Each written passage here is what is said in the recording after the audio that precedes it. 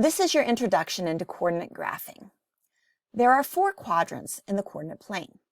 These quadrants are numbered 1, 2, 3, and 4 in a counterclockwise direction. They are typically numbered with Roman numerals. If you write a C beginning in the upper right and ending in the lower right, you will be following the 4 quadrants around in order. The x-axis runs left to right or horizontal. The positive numbers are on the right half and the negative numbers are on the left half.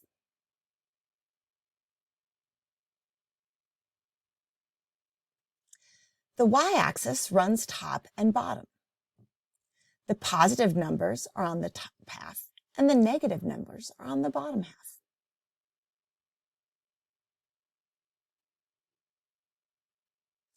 The point where the 2 axes meet in the middle of the coordinate plane is called the origin. The point for the origin is 0, 0. That means you're going over 0 and up 0. To graph on the coordinate plane, our first number will tell us left to right, and our second number tells us top to bottom. We always start from the center, or where the yellow dot is right now. If our first point is 3, 2, we would move to the right to the 3 because we want a positive 3. And then we're going to move up to the positive 2. And this would be where our point is located, 3, 2. If we're graphing negative 5, 3, again, we start at the center, but this time we're going to move to the left to the negative 5. Since our second number is a positive number, we will move up to positive 3.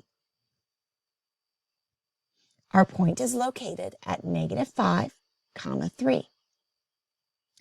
Negative 2, negative 6.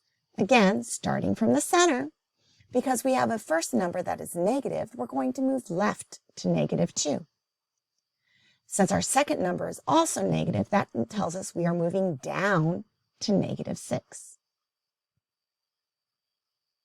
Notice that all the points are located on the lines. The only way you get points in the middle is if you're dealing with half numbers, like 3.5 or 4.5. Then you would find the middle. Our lines are just number lines with lots of numbers in between the ones we can see. If we're plotting 5, negative 4, we start from the center, and we're going to move right to positive 5, and then down to our negative 4. We can use this information to plot points on a coordinate grid. Anytime we have a picture to plot, they will give us a list of coordinates and then a graph to plot them on. Here's a simple one to start. Notice it has the coordinates split into different groupings. Those means that the coordinates are connected together by a line, but then the new set are not connected to each other. So line 1 points are all connected together. Line 2 points are all connected together, but the 2 groups are not connected together. So let's start with 10, negative 8.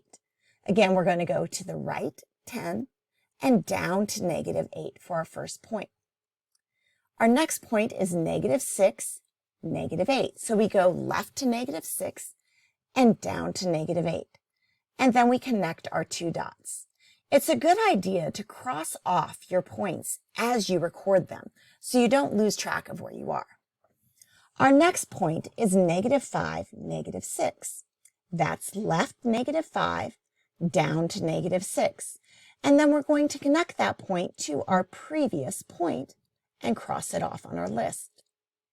Then we have 5, negative 6. This is our first one, moving over to the right again, and then back down to negative 6. Again, connect that one to your previous point and then cross it off the list. Now here's where we're talking about. This next point we plot is not connected to that positive 5, negative 6 dot. We're starting a new set of lines. So I'm going to plot negative 9, negative 10, and cross it off, and then plot 9, negative 10, which is directly opposite on the other quadrant. and then connect the 2 points. 10, negative 8.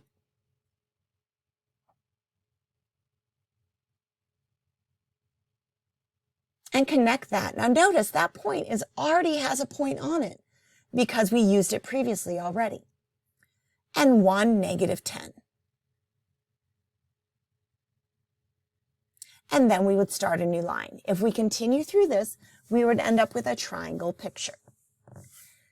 You have a bunch of options for coordinate graphing. I hope you enjoy practicing with the pictures.